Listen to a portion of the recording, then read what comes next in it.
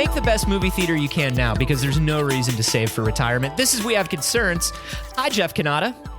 Anthony Carboni. Hello, concerned citizens. Hey, Anthony, you know, one of the through lines of this here podcast We have a through line? We have several through lines. We have a theme? Well, theme is strong, but you know, loose connective tissue, maybe. One of those is animals. Love animals. He's just like us. He right? is just like us, Jeff. He's just like us. Jeff, Well, did you? Can I ask you something before we get into this story? Did you, when we started this show, because I have always been vehemently animals, they's just like us. Were you as animals, they's just like us before we started this show as you are now? No, and that is a great question. And you know that I am not as animal forward as you are, or at least I didn't start out that way. Fashion forward, animal forward. Anthony Carboni. That's you. That's you. You don't wear. Since this is an audio podcast, I'll let everybody know that my cool fashionable t-shirt today is just a red shirt that says anime. It's nice though. Thank you. I mean, it does. You wear it well. I did get it tailored. The truth is, you know, I don't have pets. I had pets when I was a kid, but I don't have pets now. I have no desire for pets. I'm not a pets guy. I like pets, like visiting other people's pets. I like your pet. Yeah. But who doesn't? Well, sure. But I'm not, you know, I don't love the zoo. I'm not an animals guy. It's not my thing. But yes, I think through the course of the numerous stories we've done on this topic, I have learned a lot about how they's just like us. Well, here's a story that was submitted by our old friend, Mark, no nickname Nuffer, on the old Discord. We appreciate that, Mark. The Discord, by the way, guy, he's up so on good. It. Yeah, he is. He's always got the choice stories. The whole Discord's up on it, man. If you want to see what's up, head to patreon.com/we have concerns. Join the Discord for $1 or more a month. Mark is definitely a superstar submitter. Yeah, and he this time he's submitting a story from none other than People Magazine. This may be our first People Magazine story, which is wild considering all of the science news that People Magazine has delivered to us over the years. It's so true. I wake up in the morning and what do I check? I check PLOS One. I check PNAS. And then I immediately head to People Magazine. See what that People has got to say about the latest science discoveries. Yeah. You know, it's very important. Well, this is a story about how it turns out there's a lot of animals that are not like us, but there's one animal in particular that might be more like us than we want to admit. And here's the story. So there is something that I had never really heard of before, but I sort of intuited it, but I'd never really heard the actual term contra freeloading. It turns out most animals, the vast majority of animals, exhibit something called contra freeloading, which is this notion that if you give most animals, I mean, a lot of different animals, the choice between getting food just handed to them, just left somewhere and they get it, or they have to work for it, most animals prefer working for it. No. This is true. If you think back to the satisfaction of a job well done. Yeah. Gross. The satisfaction of a job well done. And now how does that make them like us? Because I would rather just be given free food. This is what I'm saying. Oh, great. It turns out most animals are not like us in that respect. If you think back to visiting a zoo, you will probably recall going to, you know, the primate section or even, you know, bears or almost every animal, even giraffes. Certainly macaques like to work for it. Macaques like to work for it. Okay. You get not only is that your one, but that's like your one rhesus macaque monkey joke that you get per 10 episodes. Cause it really is just the same joke over and over again. How dare you? But it's one of my favorites. I know it is. There are so many chickens, rats, gerbils, starlings, wolves. If you go to the zoo, you will likely see them put food in some weird thing where there's only a small little hole, and they have to reach in and find it and grab it and yank it out of there. Or if you recall back at, going to the zoo, oftentimes the way animals are fed is indirectly. It requires them to do something to get it. Why do we? Oh, okay, go on. I was about to be like, why would they do that? Why?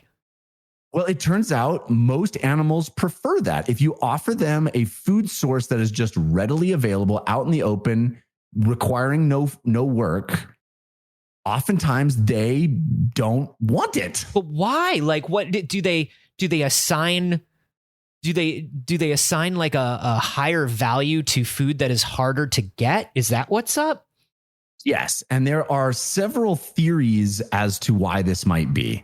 So the first one is that they're just gaining information about their environment. So this contra freeloading behavior has been observed for many, many years. In fact, back in 1963, there was a very important paper that was published about this. That was sort of the first time it had been put down in any kind of scientific fashion. But way back in 1925, there was some writing about this. A behavioral psychologist in 1925, Robert Yerkes, wrote about it. There are three different possibilities as to why scientists think this might be true. The first is getting information about their environment. So this is, where is the food? How do I get it? What do I learn about my environment by working for it? So if there's just food out in the open, I gain no information about how to get more food, right? Mm-hmm. Maybe tomorrow I show up and there's not food here. So I need to learn, as part of my instinct of how to get food, I need to learn how to get the food. And if I'm working for it, if I'm actually taking active measures to get the food, I learned that this is the way to get food, that there's something I can do to get it. I'm not just sitting around passively. So if I sit around passively waiting for it, it may not show up. But because I've done this set of steps and food was found, until I am shown otherwise, this is the set of steps that will yield food. Right. This is the first theory. Okay. And I think if you've seen, if you go to a pond or something and they say don't feed the ducks or similar things like don't feed the pigeons, a lot of that is they don't want to create this interaction with these creatures and humans, but also sometimes it's they lose their self-reliance. They become dependent on being fed that way because this is what they learn about their environment, that this is the only way to get food. And if you stop feeding them, they'll just die because they don't know how to get food anymore. So the first theory is gain information about your environment. The second theory is it allows the animal to express a behavior that is species specific.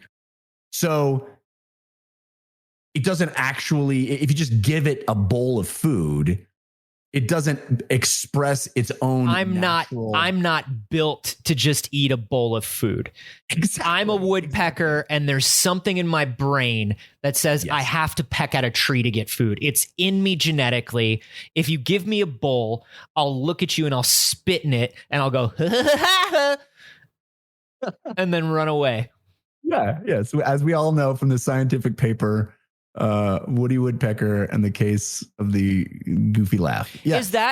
Do you think, now this is something that's interesting. Do you believe that Woody Woodpecker cartoons were titled that way in much the same way as a Hardy Boys or a Tintin adventure?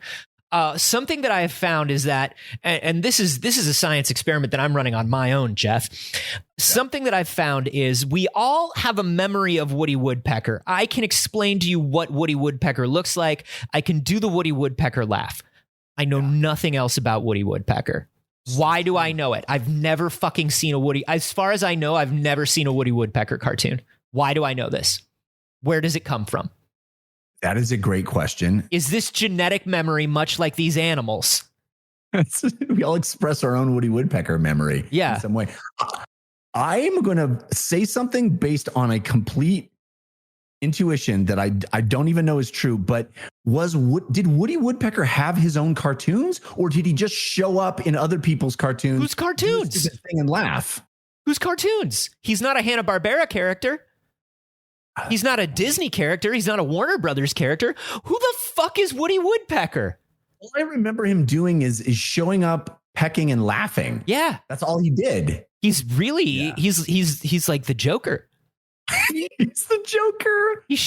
Cartoon Kingdom. He shows up randomly. No one knows where he comes from or where he goes. There's no origin story that we can agree upon. He shows up, he fucks up. Is it a ranger? No. Yogi Bear is a ranger. Who is he griefing? I can't remember who Woody Woodpecker is griefing other than everyone. Some birds just want to see the world peck. You know what I'm saying? Yeah. Anyway. So that's a perfect example of the second reason. The third reason that is theorized as to why this might be this contra freeloading behavior is that we only notice it in animal, or we primarily notice it in animals in captivity, because this is where the behavior is most exhibited. Is like, we're going to feed you and you're going to ignore the free food and you're going to work for the food. So it's this behavioral emptiness that is in captive animals because they just don't have enough stimulation. They're literally just so fucking bored that they're like, just give me a reason, just make me fight for the food, dude. It's like a human being. It's like after 2 sick days.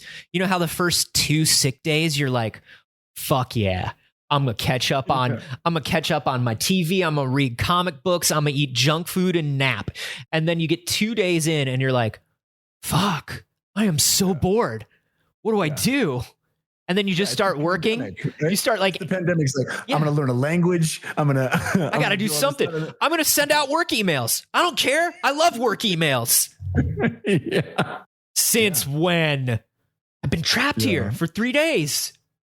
So those are the 3 primary explanations that are current, that scientists have for what this is, but nobody really knows what the actual reason is, but it is almost ubiquitous across all these species.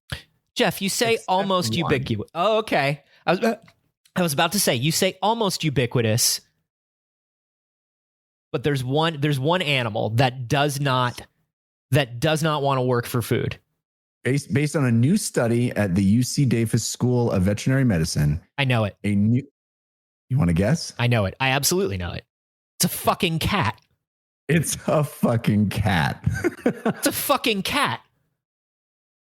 Cat's like, just give me the food. You ever given a cat? So look, you give my dog. Here's what's up. You give my dog, my perfect prince, a little toy that he's got to figure out a puzzle to get the food out of the toy. He'll sit at it for a half an hour. Okay, so I know it's not dog. Here's the other thing that's crazy. I used to have a betta fish that I called Brienne of Tarth. And Brienne of Tarth, because she's a lady and she's a fighter, and Brienne of Tarth would follow my finger around in patterns. I trained her to follow my finger around in different patterns in order to get food. Loved to do it. Wow. You try to give a puzzle toy or get a cat to follow you around. You ever try to get a cat to do a trick? Eat shit. That cat's going to lie around because that cat knows the food a coming. Yeah. Yeah. The cat couldn't care less about your work. No. Are you just going to give me the fucking food? Just give me the fucking food, human? dude. Just give me the food. The only exception to this rule, Heathcliff, another cartoon character that I don't know why I know anything about him, but Heathcliff would love to steal things. He would love to work to steal pies and stuff. Is Heathcliff the inverse of Garfield? Is that the idea? Because Garfield was lazy and hates Mondays, right? Yeah, Heathcliff was the originator of the DreamWorks eyebrow. Heathcliff had like one eyebrow raised and like one eye. I don't know. He wasn't a DreamWorks character. I'm just saying he used to do that eyebrow. And he would walk around the street and he would steal pies and try to beat up other cats. But he never spoke. somebody made a lot of money on Heathcliff. Yo. I have no idea why. Someone out there You know? is a fucking Heathcliff millionaire. Can I run this down for you? Somebody's a Woody Woodpecker millionaire. Somebody's a Heathcliff millionaire. Somebody's a Beetle Bailey millionaire. True. Beetle fucking Bailey. When I was a kid, you know what's crazy is I read Beetle Bailey religiously in the newspaper every Sunday. Yeah. And it's just jokes about being a fucking GI in World War II. Yeah. Like it bared no relevance to my life. The gags made no sense to me, and yet I obsessed about it. I don't have any idea why that would be. I genuinely believe that there were only ever in my lifetime maybe 3 good newspaper comics. I think there was Peanuts, there was Calvin and Hobbes, and there was The Far Side. Yeah. I think that's it. That's the 3. I think that's the 3. I don't think there's ever been another good in the last 100 years. Maybe in 1901 or something, you could be like, well, Winsor McKay's Little Nemo. And you can be like, yeah, sure. That's great. Well, what about Ignatz, the cat? And you're just like, yeah, sure. Okay, go do vaudeville. What I'm saying is in my lifetime. What was the political one that everyone... Oh, Doonesbury. It was impenetrable to me. Doonesbury. What the fuck was that? Dude, but on Sunday morning, getting the newspaper and having the Sunday morning color comic page was... Free comics. Such a treat. I loved it. I had an order in which I read them based on like ascending order of best comic. Best to worst. And can I tell you, there was only one variable in that. The only variable of the order, the reading order, is I would look down at Family Circus, and if Family Circus had a dotted line, it would go up higher because I'd love to see what those lovable scamps were doing. Billy, what are you doing with your day, Billy? Where are you going, Billy?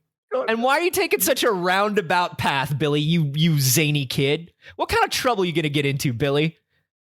You know what's crazy is there must have been at least a dozen comics that I adored and would read religiously. And I probably can name maybe 6 of them. I like they occupy no space in my brain. Like, remember BC? Yeah. BC, Kathy, Blondie. Kathy. I hated Kathy. Blondie.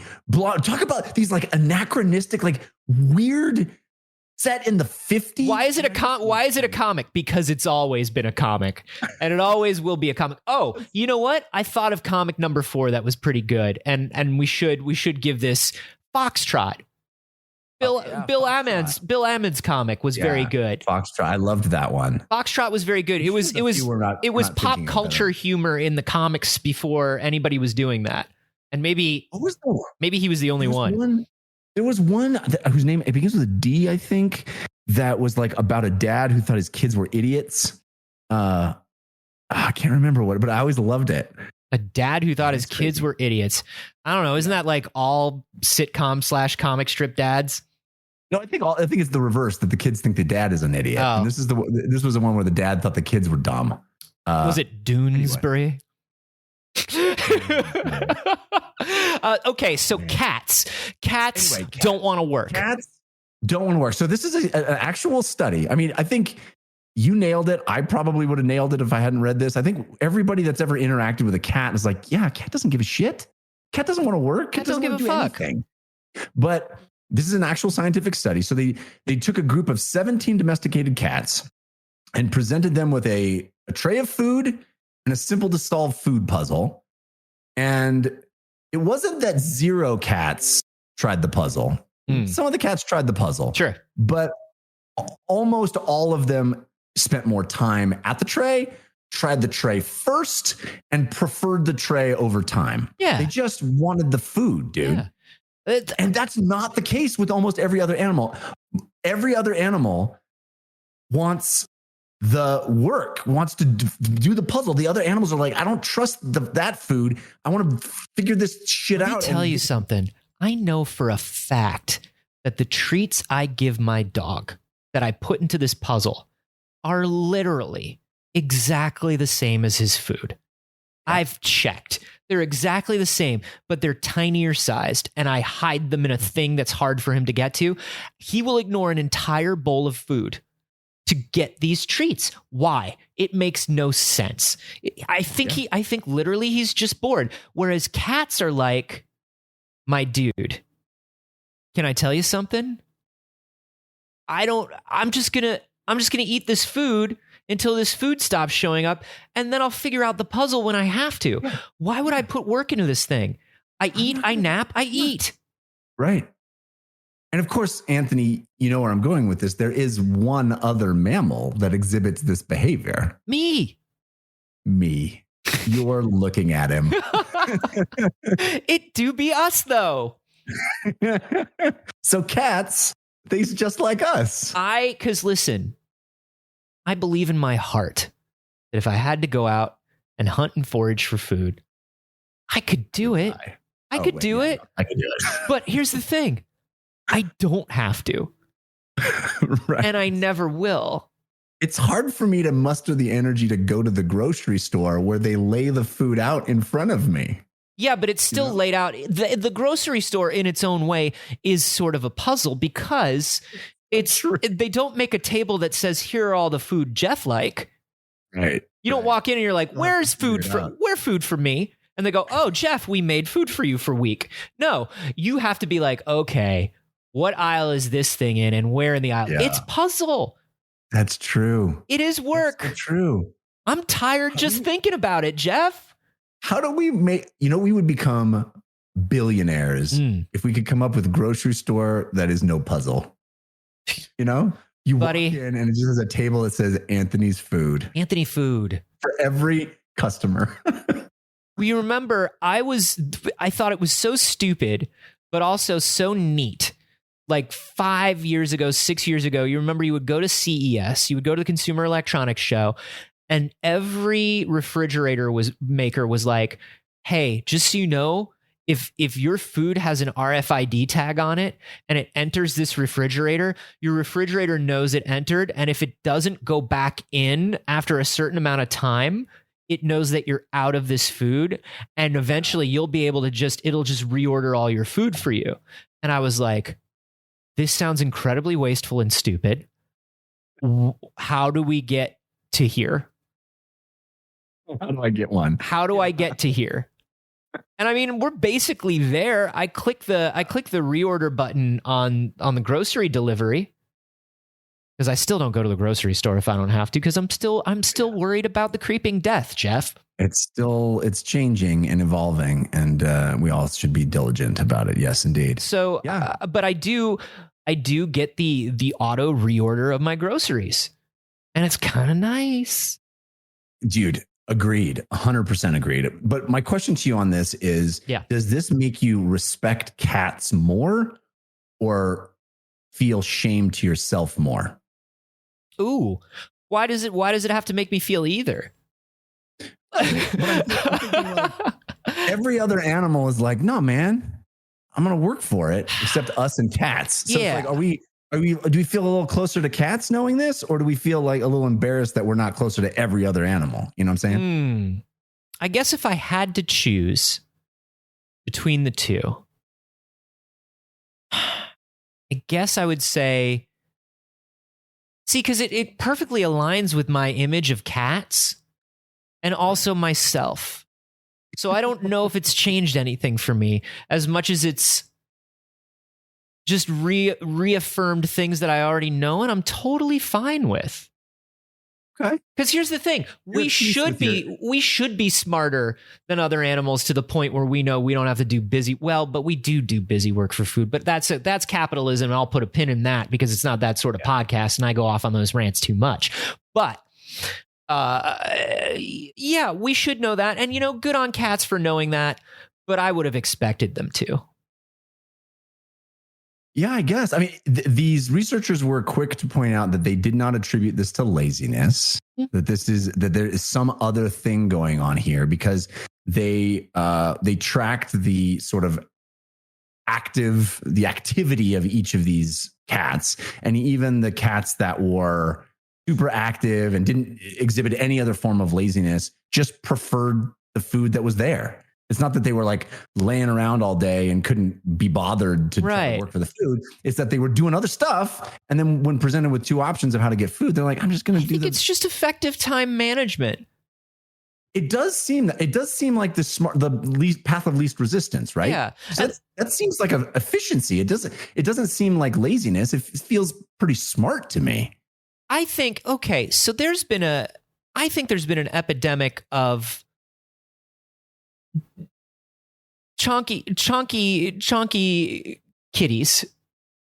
I have noticed in the last 5 to 10 years, I know a disproportionate number of my friends' kitties are heftier than I remember kitties being. And I think maybe cats is getting smarter because I feel like I had cats growing up, and I had some friends who had cats growing up, and I knew like one person who had a fat cat. Yeah. But now so many of my friends' cats are just large boys and girls. Chonk. They got that chonk. And I wonder if cats are just wise. They're just wising up. Maybe. My other favorite thing about this story is that there is like a little addendum at the end that made me laugh. Lay it on me. Because these scientists, being what they are, have to consider all possibilities. I'm picturing 5 John Arbuckles in lab coats. Yeah, totally. They did say, there is one other possible explanation for this. Oh shit! Lay it on me. And that is, we made a shitty puzzle. Like, yo, that's very cat owner to say, though. Maybe we just made a puzzle that sucks. No, this is a cat owner thing, though, and this is what cat owners do. It's like, I don't know. I bought him this beautiful cat tree, and you know what? I knew I should have bought the bigger, more expensive one because he wouldn't play with this one. Maybe it's on me. It's on me. I got him this food. He doesn't like this food, so he won't eat it. I'm going to go right out and get him another food. No! You let that animal know that's the only food. I think cat owners are a little bit masochistic. They want to get dommed by their pets.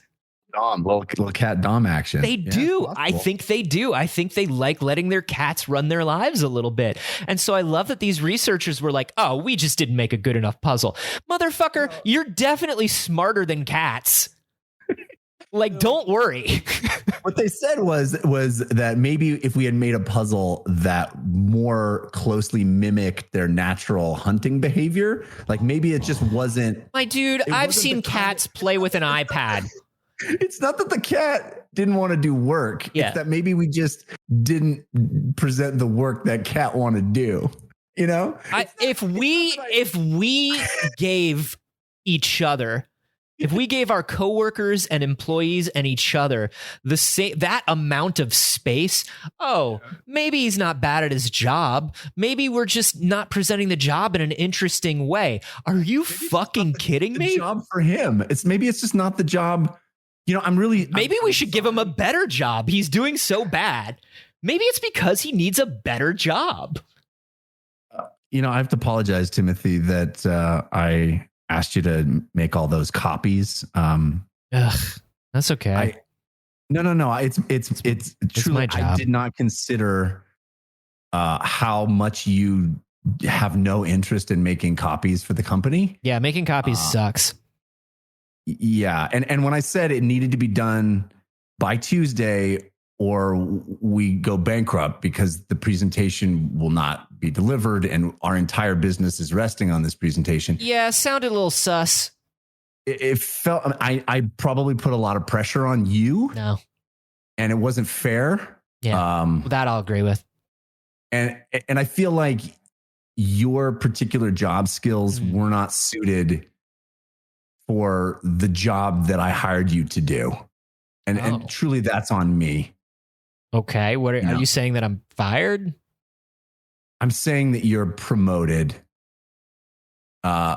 unfortunately, the company has gone under. So you're CEO of a company that's failing. Wow, you're going to promote me over you. This was almost a Willy Wonka situation, but I feel somewhat responsible, but not responsible enough. It's not that I said good day. Yeah. It's that situation resulted in us being all said good day too. You know what I mean? You give me 3 snacks. Yeah. Give me 3 snacks. Oh, yeah. I'll give you 3 snacks right now. I love this. I love that these researchers were just like, our fault. We just didn't make a cool enough puzzle for these cool cats. We thought we were dealing with a bunch of Garfields, but we had a bunch of Heathcliffs on our hands. They lay out all this stuff. It's like, this could be the one animal in contrast to every other animal. Or we are shitty at making cat puzzles. That's what I love. We're good at making puzzles for every other animal. But cats were just not good enough for. I love that's very cat owner energy.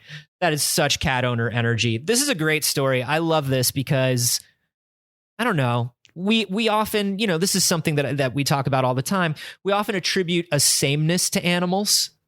Yeah. And we don't look at where they are unique other than their sort of physiological or physical activities. And it's always fun to see where they are sort of intellectually and emotionally different, Yeah. Yeah. And it's, anybody that's ever interacted with a dog versus a cat understands that they behave very, very differently. But I think it's cool to understand just how divergent that behavior is on a fundamental level. This is as primal as you get, right? Yeah. How you eat, how you survive. I think it's pretty interesting to see that one animal stands alone, or I guess one of two, us and them. We both mostly lay alone on couches. Yes. Thanks to Mark Nuffer for sending in that story. He sent it into the Discord. The Discord is our fun community server. When I say the word fun, Jeff, it makes me feel like I'm lying, but I'm not. No, it's a ton of fun. Fun is one of those things like. When I say something's fun, I feel like I'm like a teacher trying to get kids to get into a van or something to go to a boring field trip. But the Discord is really good. Fun. It turns out fun was the people we met along the way, Anthony. Yeah. And they're all in the Discord, chatting it up in one of our many chat rooms, hanging out, doing cool shit, sharing science stories, talking about episodes, but also talking about games. Not just anybody can get to that Discord. How do you get exclusive membership to the Discord? Oh, there's a cool test. And the cool test is you have to go to patreon.com/wehaveconcerns and give us $1. That sounds ridiculously cheap to be cool. Can you solve this puzzle? Are you a Garfield or a Heathcliff? Now is the time to decide. Will you join us in the cool chats for Heathcliffs? Or will you lay around alone like just another Garfield? Yeah. Your dollar can decide. And of course, as you go up in supporting the show, you also get more extras. You get bonus audio every week. You get bonus episodes with every guest we've ever had, all kinds of other things. Check out patreon.com/wehaveconcern to find out more. Jeff, I want to talk about astronaut food. Finally, let's do it. Tang, Dippin' Dots, some of my favorite stuff. That applesauce in a tube. I mean, here's the thing. When we think about space food, yeah, we think about that kind of thing, right? The freeze-dried ice cream, which of course was never an astronaut food. It's just something that was kind of co-opted and turned into it because we expected that to be astronaut food. Yeah. Which was really NASA taking advantage of the fact that we don't know everything that goes on at NASA, if I'm honest. It's not our fault that we thought that the astronaut ice cream was space food. You told us it was space food. You're the National Aeronautics and Space Administration. If you tell us it's space food, I'm going to believe you. It's hard to become an astronaut, and it's nice to have a little carrot at the end of that stick. You know what I mean? A little dip and dot incentive. A little dip and dot incentive. We think about things like that. We think about dehydrated food packets. We think about pastes slurped out of tubes. We think about all that sort of stuff. But let me tell you something, Jeff. there was a food delivery last week to the International Space Station. Their 90-day supply re-up. That's nice that they also can do the home grocery delivery nowadays. Oh, yeah. It's important. It's important. Oh, yeah. They go, where is astronaut food? And there's a little spaceship that comes up and gives them astronaut food.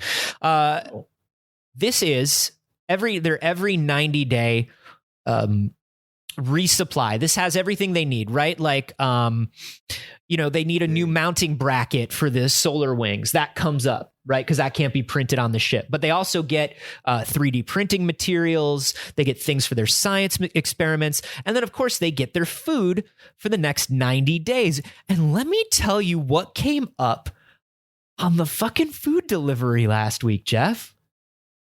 I'm so curious. What could it possibly be? A fucking make your own pizza kit. Dude, I was going to joke about pizza. Yeah. I was going to joke about the pizza delivery guy. Not just a frozen pizza, Jeff. They got fresh ingredients to have a little make your own pizza party on the space station. If you haven't thrown a make your own pizza party, you haven't lived. I mean, what a delight. Finding out what toppings your friends enjoy. You could do it with your coworkers. You seem like a guy who ordered a pizza stone at one point. I do have a pizza stone. You did order a pizza stone. I was a gift, but Yeah. I'll cop to the fact that I own it. Yeah. Was it wedding or otherwise? Otherwise. I think it was a birthday gift. Birthday. You just seem like a dude who needs a pizza stone, if I'm honest. I love a pizza. And if you've not eaten a pizza on a pizza stone, the crust. Do you make the classic style where it's all misshapen and good? Well, only because I don't know how to make it not misshapen in that. Yeah, but a real pizza's not perfectly round. A real pizza's got that classic dough, Yeah. No, we definitely are all about, and we put like fun stuff, like you put hummus on the pizza, on the dough, Sure, Okay. whatever you want. Yeah. You can do whatever you want when you're doing a make your own pizza party. Yeah. Well, I made it my own. Yeah. Yeah, dude. We could do that in space now? You can do it in space. You can set up, you get that basil, you get that fresh mozz, you get that burrata. I'm talking about a margarita. I'm talking about a traditional margarita is what I like. Oh, you like a margarita? Oh, baby, I like a margarita. And let me tell you, if I'm having it in the morning, I will also crack an egg on that. And then it's a breakfast pizza, my guy. Breakfast pizza. Well, breakfast pizza. Like the way you think.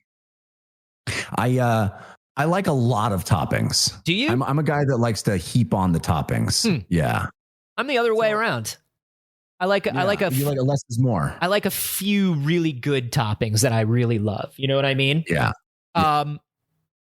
Jeff, do you know where they cook the pizza? Oh, I want it to be something awesome. I want it to be like on some computer equipment that gets really hot, or like on a jet engine or some shit. Like, is there some cool thing that they cook it in? Jeff, they have to make a very specific, specialized zero gravity oven. Because that shit, gravity clay pizza oven. Because that shit was gonna float around in there, and you can't have that if you want an even bake. I am immediately imagining astronauts floating weightless with a giant wooden paddle. Yeah. And they've built the pizza oven. It's like the round brick, like the dome brick oven. The clay oven. Like in the middle, everything else is like really clean and sci-fi. It looks like 2001 or like one of those Tom Cruise sci-fi movies where everything is just like no dust whatsoever. And then in the middle of it, rustic fucking pizza oven. Fucking Tuscany in the middle of the Ooh, bring a little bit of Tuscany to the space station is what they say. On January 9th, 2020, Jeff, the International Space Station tested its zero gravity oven using cookie dough to see. Oh, yes, they did. To see if baking in space is even possible. The cookies needed to be baked one at a time in a special silicone pouch designed to minimize the risk of crumb creation. You know why, Jeff? Because you don't want crumbs in space. No. They get in everything. They float around. They float around. They get in the equipment. Yeah. No pencils, pens. Dude, we didn't even know if space baking was possible until 2021. Buddy, we know. Well, to be fair, January 2020. Last year we knew, but 2020. But 2020 we still didn't know because we were a little fucking worried, man. Yeah, I guess you have a space baking accident. If you're in, I've watched enough baking competition shows to know there can be catastrophes when you're trying to create a delicious souffle, really anything, the transportation from the oven to the mouth. It's fraught. Could you souffle in space? What is the danger of the souffle falling, rising? How does that work? How does anything that needs to be proved first before it's baked? There's so much we don't know about good food in space because it's all been shit food until 2020. Okay, so NASA is taking this space tourism thing seriously. Somebody is, right? B, there were astrophysicists sitting in a room somewhere going, all right, what are we not thinking about, guys? What are we not fucking crumbs? Okay, how do we deal with crumbs? Okay, what else? At the very least, engineers, right? Yes. At the very least, there was a group of engineers. Jeff, you talk about space tourism. May I tell you who provided the chocolate chip cookie dough for the space station? Jeff Bezos. No, Jeff Bezos has never done anything nice for anybody in his entire fucking life. He was up in space for 4 minutes and he made his own cookies and he didn't share. And when I say he made his own cookies, I mean he brought some. He had somebody pack him some cookies. The cookie dough, Jeff, was provided by the DoubleTree Hotel. Wow. The hotel chain known for its very good chocolate chip cookies. Delicious chocolate chip cookies when you check in. Oh, this was brilliant. Whoever's idea at the DoubleTree Corporation, whatever like junior level community manager position was like, we could supply the cookies. Brilliant. Isn't that amazing? Brilliant. Isn't that amazing? So they didn't have to, it was pre-made cookie dough. They didn't have to mix it up because obviously making cookie dough on the space station would be fraught. A lot of particulates. So even this make your own pizza kit, fast forward to today, the make your own pizza kit, the dough is pre-made. Everything's pre-sliced. You know what I mean? You're just sort of arranging the pizza and then baking it, but it's still a fun activity. Are there any pictures of these cookies? Because I'm guessing the cookies by necessity look very little like a delicious cookie. I bet they look like more like a little brick. You know what I'm saying? Like a chunk of cookie. Because what you can't have is like the big, beautiful. You don't want the big, beautiful, wide, thin cookie that I would want, right? You have something that's a little chunkier. Actually, they look. I can send you over a picture. They look good, man. All right. They look pretty good. Here you go. Here's an article that has a photo of them, and they look like very normal chocolate chip cookies. They look a little less gooey. They look a little less gooey in the middle than I would like, but a little crispier than I prefer. Yeah, but they are the big ones. You can tell by where they're sitting in the pan. They baked about 4 to a pan, and let me tell you this, Jeff. They sent a bunch of them back. They sent a bunch of cookies back to Earth for NASA scientists to eat the cookies and report on the cookies. I love this. Changed in any way if they feel a strange sensation they've never felt, maybe some sort of otherworldly impulses. Exactly. Came back inside the cookie. Yeah, like the ninth gate, but for cookies. Yeah. They sent some cookies back in a bundle with 8 genetically engineered mice that were created in space. Here's your mice and your cookie. The lucky that's a health hazard right there. The lucky NASA employee gets the cookie bag. The unlucky one gets the mice bag. Do you know what happens if you give a space mouse a cookie? Well done.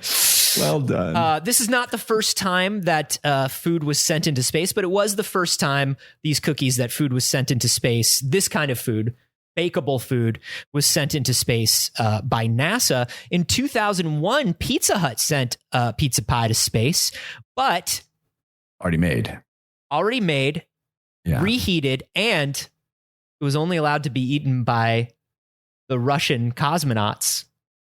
Why is that? Pizza Hut paid the Russians $1 million to do it as sort of like a marketing thing.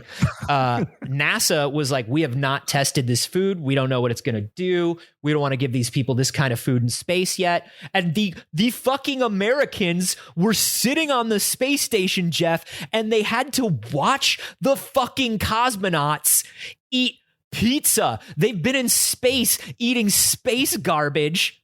For some of them, squeezing goop into their mouth, and Vladimir's like, "This pizza is delicious. Oh my god, I have not eaten like this, comrade. You know when the cheese is very gooey, comrade.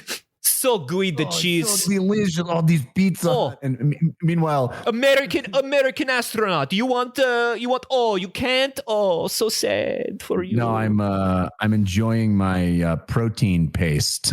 It's good. It's good. It's real good. Oh man. So yeah, they got delivered this new space pizza this week. And I looked up, I was like, what other good shit are they getting? So now they get fresh produce. There's a ton of fresh produce that they know survives well in space. They get things like apples, tomatoes, and kiwi. They get cheese plates. They get a bunch of different cheeses to have on the space station. Good, man. These astronauts eating good. They're eating pretty good now. There is one. Astronauts have a broad menu of foods they can request, like noodles from the Japanese Aerospace Exploration Agency. JAXA will send you noodles. They got fucking room service there. Kung Pao chicken will be delivered by China's space program if it's requested. And service. Yeah, and anybody from the Americans can request from any of the other, and it's something that's made to build camaraderie. They're doing little astronaut potlucks once every 90 days. Amazing. Isn't that great? Can I tell you, Jeff? Can I tell you, Jeff? Yeah. You can get delivered espresso that will be used in a machine that is called the ISS Espresso. Of course, that's brilliant. It's the first real coffee machine allowed in the space station. It's allowed in space. The coffee is, of course, delivered in basically, it's almost like Keurigs. You know what I mean? Like, they don't want any of the particulate, and then it comes out, of course, into another plastic pouch because they're not allowed to have mugs of just liquid. Can you guess which space agency created the ISS Espresso, Jeff?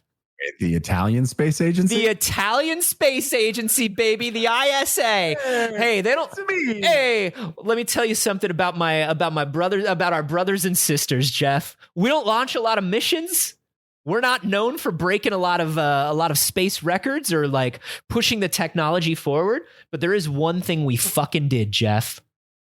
That's espresso. We made good coffee in space, because how are these motherfuckers sitting up there for this long without good coffee? I love this story. Isn't it great? There's nothing that happened that was unexpected in the baking process. Like, it all kind of worked as it would on Earth, other than the fact that you have to worry about all the, the excess steps of worrying about the particulates and all that. But yeah, it's basically, the thing that they had to do is they had to create a bakeable, like you have a bakeable silicon baking dish here. You can do that. You can bake things in silicon trays. So they basically made a silicon pouch. It's kind of a semi-soft silicon that basically suspends, you can hook it to the sides of the oven, and it suspends the pizza at exactly, or whatever you're baking, at exactly the center rack height of the oven. Amazing. And it bakes it right there. Amazing. And amazing. Isn't it? This. It's great. And I love this because, we talk so often about, we're sending things up where they can 3D print things if they need them, like tools and stuff. We're sending up, they get one personal thing that they can bring up, one personal item. And I think we have these outdated, look, I'm not going to say that it isn't dangerous and isolating and strange and hard to go up on the space station. I'm not trying to minimize this, but I think, we had these sort of outdated ideas of what they could do up there.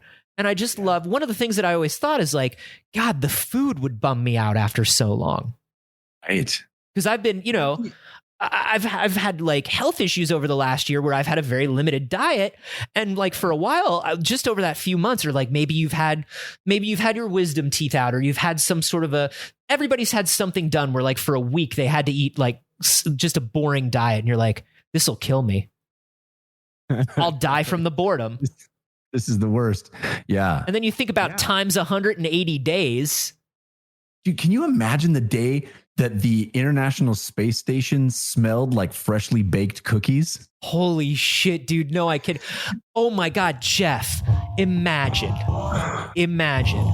watching you get up in the morning to Earthrise coming through the window. The light is spilling through. You stretch your arms, you take that first yawn in the morning, you're all clipped into your ISS like sleeping bag, and you smell fresh cookies as you're watching the Earth rise through a window. It makes it all worthwhile. The decades of preparation and stress and risking your life. And all the mice we killed. Oh, and so many dead mice. We tried to make them super strong, and we killed so many. But yeah, I think this is great. I like knowing this. Space food. Let them live it up, man. They deserve it. Is there anything that you would want to order in space in particular that would be like the perfect space food? I mean, I love that JAXA sends up noodles. Yeah, that's pretty great. You know, send up some udon or like some, oh my gosh, that would be amazing. And I mean, a margarita pizza. Eat that. It would be. You would have to have the noodles without the delicious broth, right? Or do it in. Have a noodle, have some broth, have a noodle. But I mean, you're just eating it Tsukemen style then. Yeah, exactly. I think the one that popped into my head as being, no pun intended, being something special is popcorn. I would love to have like freshly popped popcorn in space. Wouldn't that be cool? Oh yeah. Be great. I'm a popcorn fan anyway, but I think it would be cool to like sit there on a space station and have a popcorn kernel floating in 0G and put it in your, grab it in your mouth and stuff. Oh man, I love this. Just let me go to space. Story? Yeah. Oh yeah, let's go to space. So back when I was working for CNET, I was doing a show called Always On, and we did a segment where I went and interviewed I went to Houston and got to test out a lot of the equipment and stuff, and interviewed a guy who had been an astronaut. And not during the interview, when we were like hanging out and we went and had lunch together and sitting in the cafeteria at the Houston Space Center, he told me this story. He said, there's certain things that you're not allowed to have at the space station, but somebody snuck a beer onto one of the flights up. I've heard to the space station. Yeah. Have I told you this before? I think it was either you or it was Katie Coleman when I was interviewing her for Science and Star Wars. I think cool. she may have said it. Well, he said that they brought this beer up to space and they hid it so that nobody knew. But at one point they opened it. And if you've seen any videos of material, liquid in space, water or whatever, obviously it coagulates and forms into a sphere. And he said when they opened the beer, it did the same thing, but the liquid of the beer was in the center, and then around it, like an atmosphere of a planet, was the suds of the beer. For the sake of science, did you ask if the suds actually went down over time? No, I did not. But he said that they just drank it like that. They just sucked it in their mouth. But I wouldn't have waited. Honestly, if I was them, I wouldn't have waited either. I would have just been like, space beer float now. Isn't that the coolest thing ever? God. I was like, that is rad. That is so good. That is so good. Here's to our brave men and women having pizza parties and drinking beers. They deserve it. They do. A pizza party. Have a little pizza party. Birthday. Yeah. You know what it is all the astronauts read 5 books in a month, and they got 5 little gold stars, and they got to have a pizza party. Good on them. We love that for them. Sticking together. Hey, thank you for joining us. If you want to see more stories like this, or read more stories, or hear more stories, Lord knows we have plenty of past episodes of the show, but people are always submitting stories like this. over on our Discord in the Science News channel. So go check that out. Once again, patreon.com/wehaveconcerns if you want to support. And Jeff, we've started doing a little bonus video every week, a little extra science story. Yeah, you did the one last week. I'm going to do one for this week. We're going to be trading off, and if you're a patron at any level, you get a little bonus story. We're testing it out. We're seeing how it feels. Yeah. So check that out. Become a patron, support the show, help us continue at patreon.com/wehaveconcerns. Now I want to know what it would be like to bring like a boba tea. Little boba balls. A boba ball. A sphere containing other spheres, like a tiny, delicious galaxy.